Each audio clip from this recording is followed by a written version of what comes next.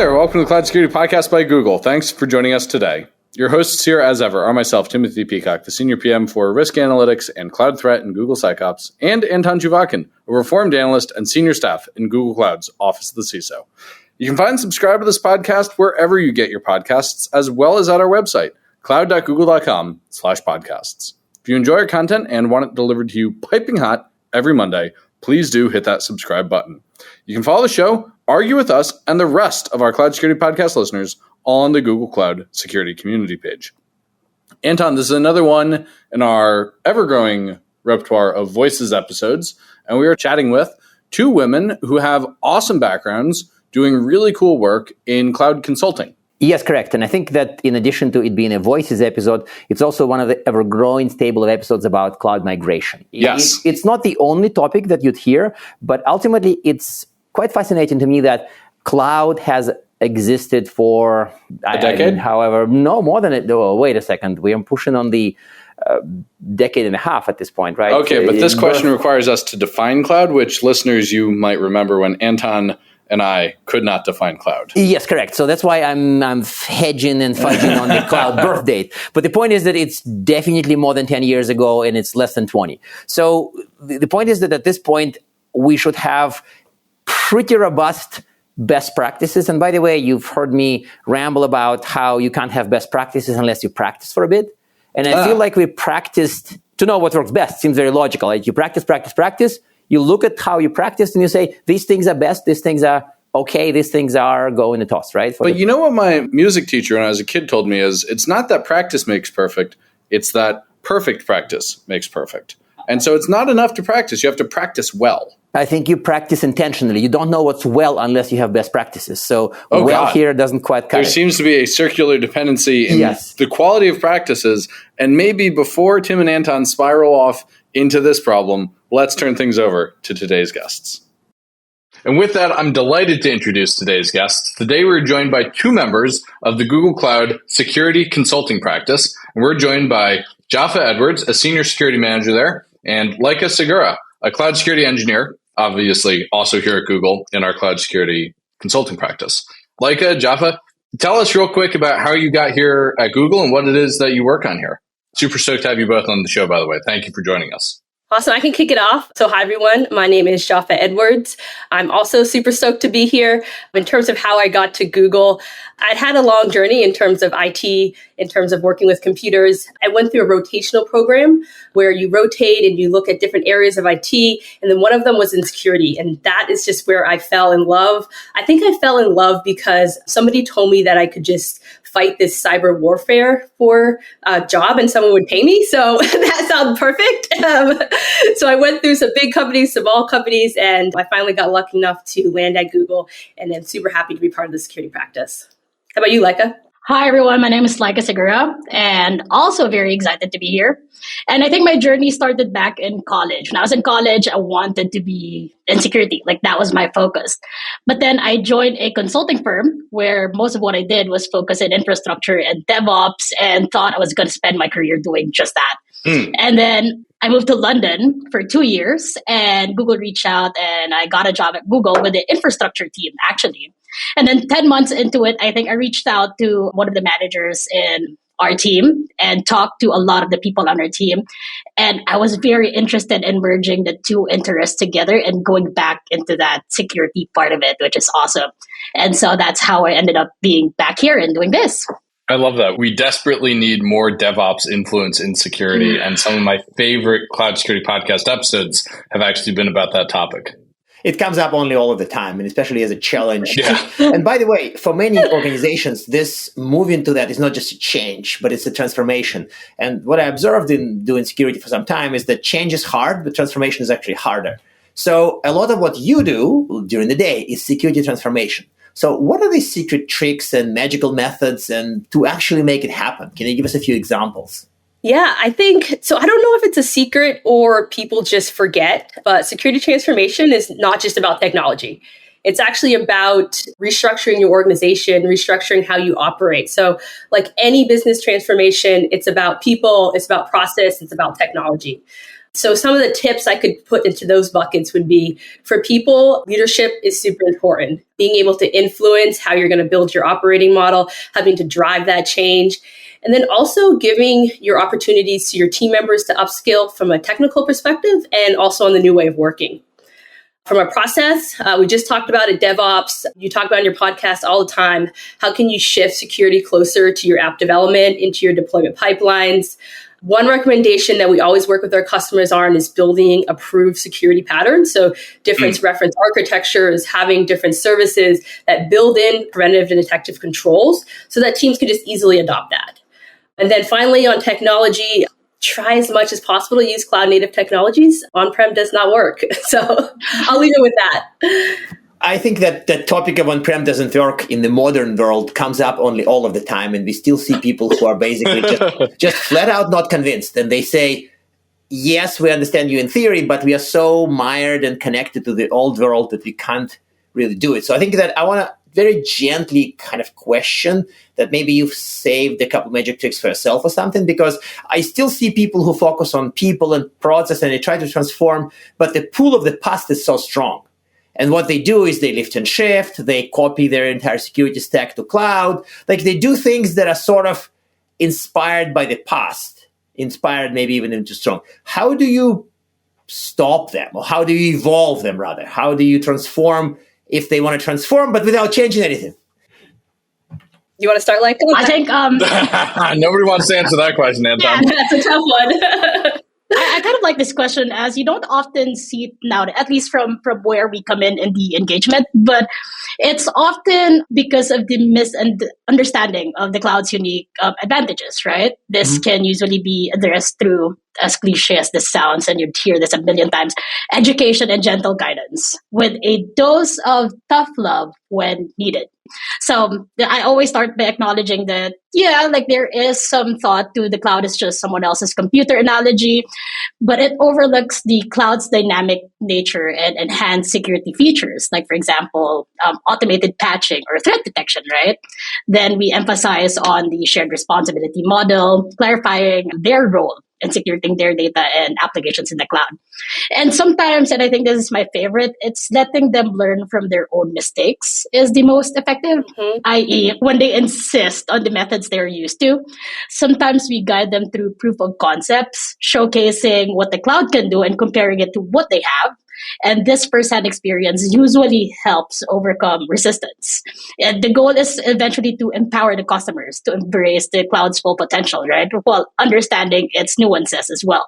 It's a balance of education, guidance, and allowing them to stumble so they discover the value of a cloud-centric approach, I think. That is a magic trick. And you were saving one for yourself. Yes, this is, yes. Now it's actually, I think that was the missing piece. Yes. I really like that approach of let them learn from their own mistakes. I feel like that was kind of my parents' approach with me as a child. It's a good approach. I learned a lot from my own mistakes. Yeah, one thing that comes to mind for me is you can't change people who are not willing to change themselves. Right. Oh, so that's it's so true. very important that, especially in leadership, that they recognize a change needs to happen when they're transforming from on-prem to the cloud. And to point, failure, sometimes drives change. So a lot of people, our customers, come to us and they may have tried this 2 or 3 times and haven't quite got it right yet, but they've learned from each of them.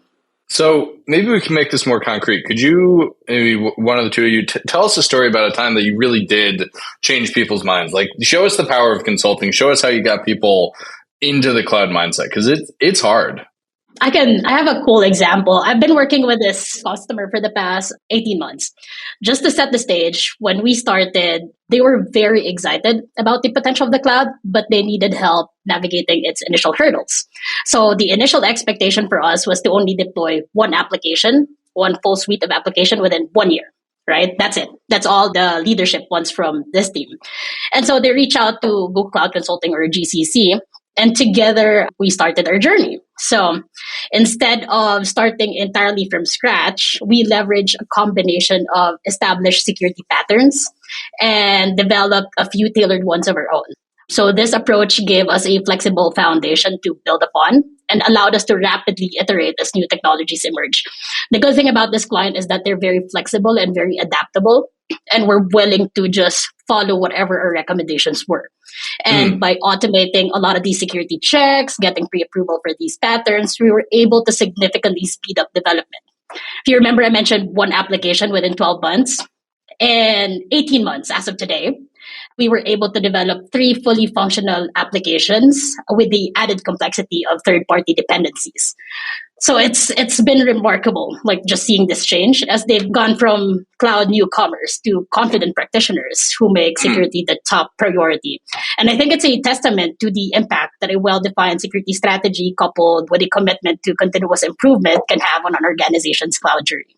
I think that makes sense, but also if people expect that a one-page white paper read by their boss would magically transform them by Monday is misplaced. It's kind of good news, bad news. What you're describing to me is good news, but it took work.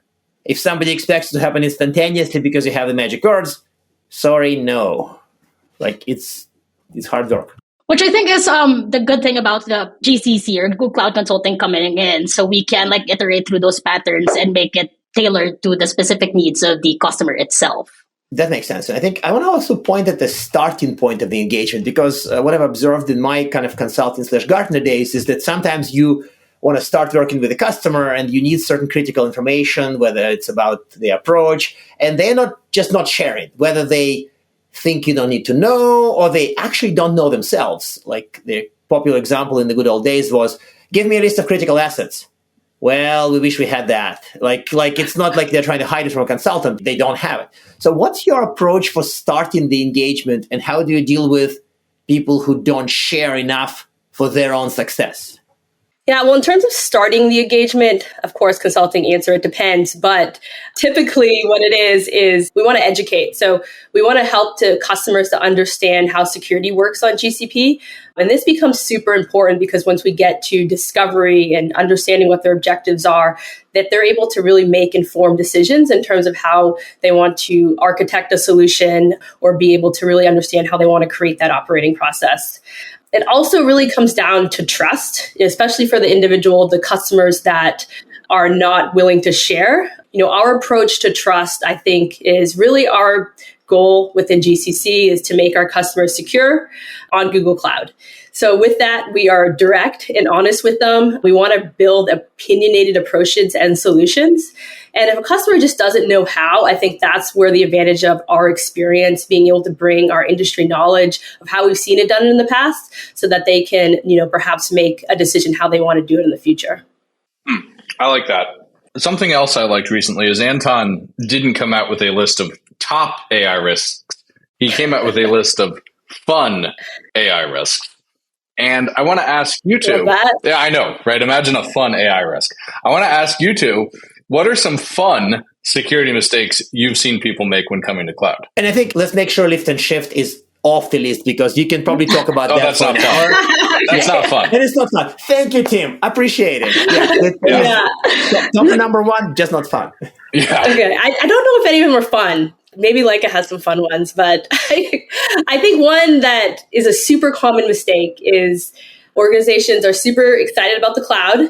Logically, they say, I'm going to start small. I'm just going to start with a single team and we're going to scale it after. But really what happens with that is it ends up creating a fragmented environment. A lot of times creating more technical debt because you're really just using that siloed team. Where I've seen more successful when it comes to security transformations is full organization, top-down restructuring of understanding how you want to do security, how do you want to do your business, what your objective is, all of that to really drive that change. And one more that... Don't start small? You're saying go for the big bang.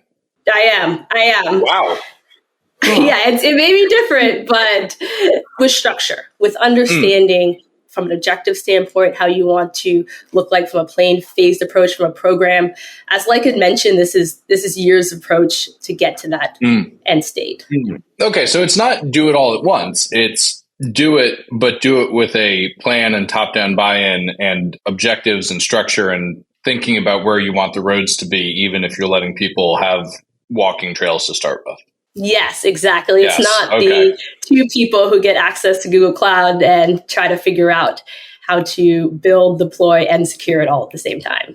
Yeah, start small doesn't mean you have one person go wandering in the forest and then two and then four. It means you survey the forest and have a notion of where things are going to go. Yes, exactly. Because actually the start small part, I've actually, funny enough, I've came to the same realization fairly recently about start small being not always right, because I've seen people who lift and shift and they say, we're going to go do almost everything the same and then we'll go further. But the go further never happens. Yes. So they start small as a step one, but 3 years later, they are at step one.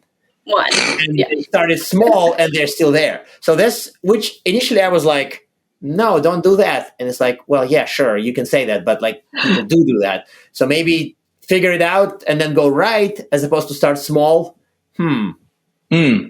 That probably pays for the episode on its own, right? By the way, that pays for Yeah. You're welcome. Yeah, well done. Congratulations. Monica, what's your answer for fun security mistakes? See, if lift and shift isn't fun, then what is fun? No, not fun. So I need an example of what's fun. But I think for me, it's organization underestimating the power of cloud native security tools and being dependent on what they're used to, i.e. third party, and then bring that in and all of that.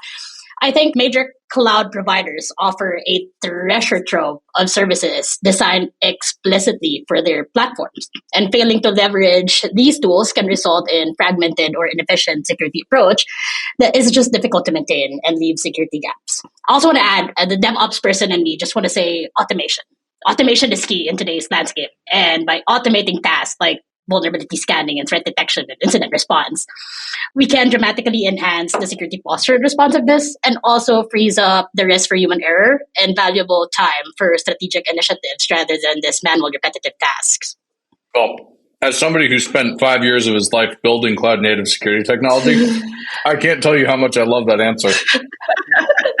See, I don't want to go on a fun and long tangent, but it actually comes up a lot with people who say that they want to keep on-premise style tools or on-premise because they're either nervous of the cloud and stuff, and they sort of expect that the cloud tools are a little bit better, and then they don't really realize that they are not a little bit better. At some point, they may not be talking about the 1950s car and 1960s car. They may be talking about the horse and buggy and a flying car, but that difference doesn't gets conceptualized. Like I had this debate with somebody literally yesterday on social media who was like, oh yeah, I'll just use the on-premise SIM. It's like, sure, okay, but you do realize the cloud native one is better. And he says, yes, I realize it's better, but I'm okay with this because I know it. But at which point I wanted to make an argument, but do you realize it's 10 times better? And they don't. And they didn't. And it was very clear that they assumed it's kind of almost the same. The new one's better a little bit, but so what? But the Lycus point is quite profound, is that they're dramatically a lot better in many cases. You know what happened to me the other day? This is the first time this has happened to me. I was talking to a customer about some of our cloud native security capability, and they were engaged. They were asking good, sharp questions. And then they said to me, okay, but what about, can you do that for me on-prem? And I was like, no, I can't. Confused face. I thought it was so interesting though. Like they totally bought the 10x better thing to the point of, could you do that for me in my data center? I think that's a win. Yeah. It kind of. It was a weird win. Yes. Then now I want everything that is just as good, except in this box. It's a 1U appliance. Can you do that? I plan to keep it under my bed, chained. Like that's the line of thinking that is just like, no. How about AI? Can I have AI as good as your AI, but in a 1U box? Yeah, I'll put VMTD in a box. Just needs a span port. So let's go talk more about the past, because this actually comes up quite a bit. So we talked about people who want to lift and shift, maybe stay with the familiar, but you also see people, I'm sure, who want to practice in the cloud the way they practiced on premise. I'm talking about paying lip service to DevOps, essentially doing this slower. This is, I'm an auditor, I check for things every year. Like, how do you deal with people who kind of transition to cloud, but they want to practice security, practice IT in largely the 1990s way? Like, what do you tell them? Like, how do you teach them? Apart from, yes, let them make mistakes their own way. Yeah, I think that's, part of the, I hate to say educational part of it, but it is. It's really teaching them, the difference between doing it on-prem and doing it within the cloud, especially around when you see controls, teaching them about the deployment pipelines, about preventative controls that you can put in there in terms of policy as code. Those things are really powerful tools that I think a lot of people in that mindset just maybe are unaware of or not familiar with that technology. So showing the power of it helps drive that change. I think also demonstrating the capabilities of the cloud and allowing them to see that in action really, really helps in changing that mindset. Because sometimes you can talk a lot about things and then do a lot of presentations about certain things, and it's just gonna go out of the other ear, right? They don't absorb that kind of information. But then once you show them and you demo it to them, you POC, you provide a proof of concept, then it just makes it easier to digest, essentially. What's an example of a particularly compelling demo that you've done that shows people the light? Like, what's the light bulb moment demo for people? That's a good question. That is a good one. I think Chronicle for me. This is not like an example of, I was not part of the demo, but the customer was using a different SIEM before, an on-prem SIEM, and just using like a whole set of tools for their logging and monitoring. And then our Chronicle team came, and it was a span of like 6 months of just constantly like educating them and demoing this capability within Google Cloud. And eventually they decided to abandon everything that they believed in and then transition to Chronicle, which was amazing to see. But I think that's one of the wins I've seen so far, with POCs being the way to convince them. It does demo really nicely, doesn't it? Right. Chronicle, even in the early days when people, like all the jokes about how you run a query, you go on vacation. No, this SIEM is fast. You go take a coffee break, not a vacation. It's fine. And then you get exposed to Chronicle and it's like quarter of a second. It's like you don't even have a chance to sip coffee, much less go for coffee, and the results are already there. So that part is quite magical. Sorry, Chronicle ad. Yeah, we're going to make Anton wear the marketing hat for the rest of the show today. So we're getting towards time, but I want to ask at least one more question here. I want to ask you for your advice of what you would tell an org that was starting their journey to the cloud, or starting their journey maybe to a new cloud. Say somebody is coming to GCP, they've been in the cloud before, but they've got a chance to get it right from the foundation this time. What would you tell them of how to get GCP right from the foundation if they're new to it? I'll give a kind of more of an organizational perspective, and maybe you can think of it more from like a technical, foundational. So this goes back to the mistakes. I know we didn't talk about this, but one thing I see a lot is customers who don't have a really clear business objective of what they want to do in the cloud. Do you want to do lift and shift? Do you want to innovate? Do you want to scale? What is your first workload mover? So I think that is step one, is understanding what do you want to do on Google Cloud. And that obviously is going to help you understand how you want to protect it.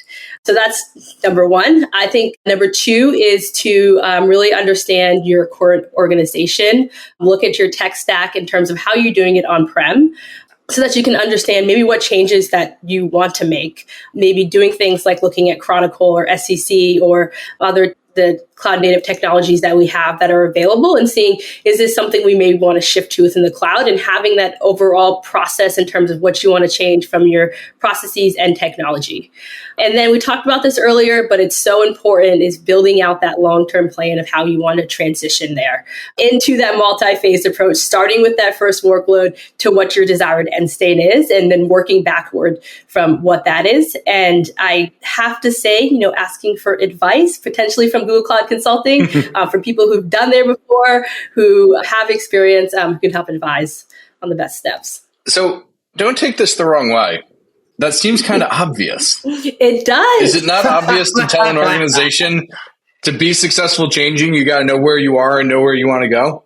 I agree with you. And I think that what happens is the complexities of an organization, how they have so many different leadership, have different understanding of what they want to do from objective standpoint. So part of that is coming to one consistent understanding to be able to get to those steps, which is so much harder in practice than it is when you say it in a 2-minute podcast. Yeah, that makes sense.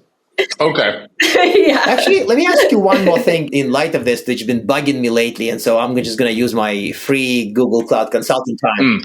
Anton bugged by something questions are always good. I'm scared. Yeah. So in this case, we've been struggling a lot with people who inherit an environment where security was either not done at all or done in some utterly incompetent ways. And I think that it's I'm not sure what's worse. Let's just assume that it wasn't done. It was just like they can't spell ideas. And so what would be the first 3 things you would recommend to somebody who inherited the environment of that sort? Like, it's a cloud environment, it's prod, it's built up, it does something for business, but security never showed up within miles of that. What should they do? I'm going to say one thing. I'm going to pass it off to Leica, but my first thing would be like, can we just rebuild? Like, this is the cloud, right? Yes, burn or nuke from ion cannon from orbit is very much a legitimate Nuke from technique. orbit. Nuke from orbit, very much a legitimate technique, but Always an option. Except for when it's the entire business. Yes. Which is what the comment when I had this debate, aka fight on social media. Pretty much everybody who said nuke from orbit, destroy it with fire, and similar answers. I mean, there may be cases when this is the entirety of the business. Okay, so first thing, if you can, engage with Google Cloud Consulting and run Cloud Security Posture Review. And that would give you an overview of how your cloud environment looks like. But I think the second thing is, I think it's the same as starting fresh, right? Even if it's an inherited organization, in my opinion, it feels like it's starting fresh. It's just that you have a few more hurdles to go through, i.e. broad stuff. But I think first step is just understanding your org structure again, and then your responsibility model, essentially. And then you go through IAM. Like, I think IAM is the cornerstone of cloud security, and then just ensuring that that portion is intact, I think is a good start to rebuilding your environment if you can't delete it and try again. Yeah, that makes sense. I think I would ask the superpower question. So now that we wanted to sort of clients to be realistic and not engage in like magical thinking, but imagine that you do want to engage in magical thinking and you have some kind of a superpower or magic wand, this kind of pick your sci-fi metaphor of the moment, and to help you with your client security work, what sort of superpower would you want? Like make every application list privilege. I don't know, something. I'm not putting words in your mouth. I would want mental reconstruction. Just the ability to replay everything in my mind like I'm watching a movie. Just so I can. So a lot of times, you're asked, why did you make decision A versus decision B? Why did you go this route versus this route? And just being able to replay that whole conversation in my head with the right people and not missing a single context would be amazing. I love that. I love that, actually. I'm going to say 2 things. My first one, I feel like it's super obvious, but it would be needed. So the Superman super reading, like it's just impossible to keep up with everything. Being able to quickly read and understand all the new technologies, everything that's coming out. And then I have to say this before we close, because this is a Security Voices episode.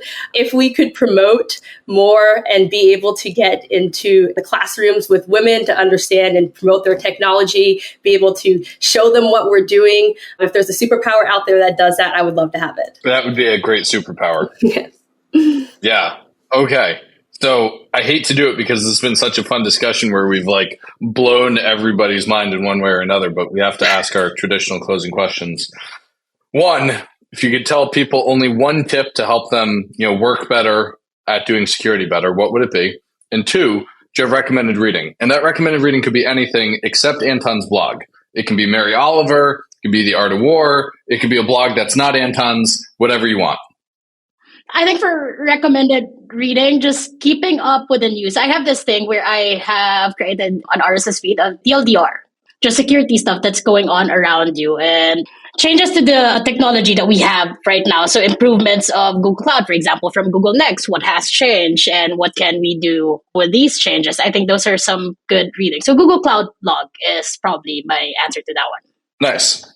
And the question in terms of what is the one thing that you should do? But one piece of advice. If you could only tell them one thing, what would you tell them? I think my one piece of advice would be to test things out. Don't just read about them, but also open your environment and try it out, deploy things, try things, and learn from that way. That sounds eerily similar to learn from your own mistakes. I like that advice. Okay. All right. Well, with that, thank you two so much for joining us today. I think this has been a ton of fun. I've learned something. I think you blew Anton's mind. So this was well done. Thank you. Thank you so much. Thank you. And now we are at time. Thank you very much for listening and, of course, for subscribing. You can find this podcast at Google Podcasts, Apple Podcasts, Spotify, or wherever else you get your podcasts. Also, you can find us at our website, cloud.withgoogle.com/cloudsecurity/podcast. Please subscribe so that you don't miss episodes. You can follow us on Twitter, twitter.com/cloudsecpodcast. Your hosts are also on Twitter at Anton_Chuvakian and _Team Pico. Tweet at us, email us, argue with us, and if you like or hate what we hear, we can invite you to the next episode. See you on the next Cloud Security Podcast episode.